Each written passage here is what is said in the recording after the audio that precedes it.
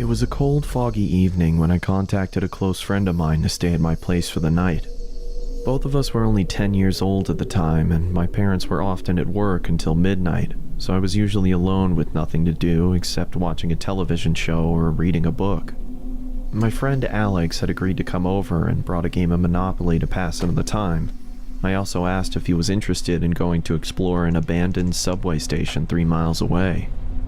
He seemed excited at first, so we planned to go on the trip in the morning. I remembered that the subway dated back to the mid-1920s and became abandoned in 1932 after the market crash in 1929. I was very fascinated about its history, but never got the chance to go inside after my parents had warned me not to enter. As I quietly slept in my bed, I heard what sounded like a gunshot coming from the forest behind the house. Both of us woke up, frightened after what we had heard, and I told my friend not to worry as hunters tend to go into the forest on frequent occasions, but when I checked the time, it was 11:39 p.m. This seemed very unusual as hunters only came into the forest between 8 p.m. and 10 p.m. I looked at Alex and decided to get out of my bed, intending to look through the window and spot for anyone in the forest.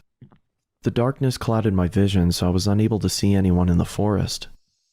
I turned around and looked at Alex again, when suddenly I heard the front door squeak open. Chills went down my spine.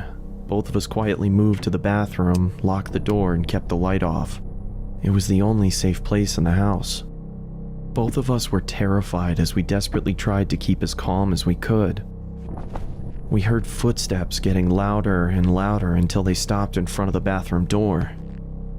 And then this is when the most terrifying sound forced my heart to almost burst. Both of us screamed as the person chopped the door to pieces.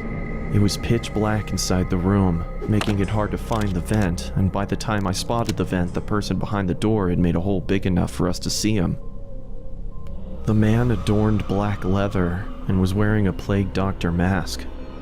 I scurried back to the vent, but it was too high above the floor for us to reach it, so Alex told me to go first because he was the strongest.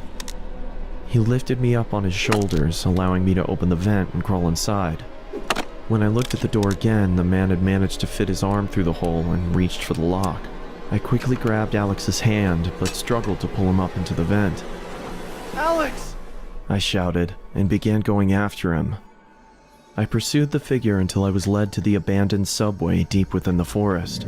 It was chilly and foggy, meaning that I could only see objects within a range of 5 or 6 yards. Inside the subway was a pool of freezing cold water. It was so dark that I couldn't see anything. I had to rely on listening to the screams from Alex and track the source. As I slowly walked through the subway, I was now struggling to breathe under the intense stress and fear of the situation. I called, but there was no response. I continued walking through the water until the exit was no longer visible. I was now experiencing a massive panic attack. I had lost track of Alex, and I had no idea where I was or how to get out. Where are you, Alex?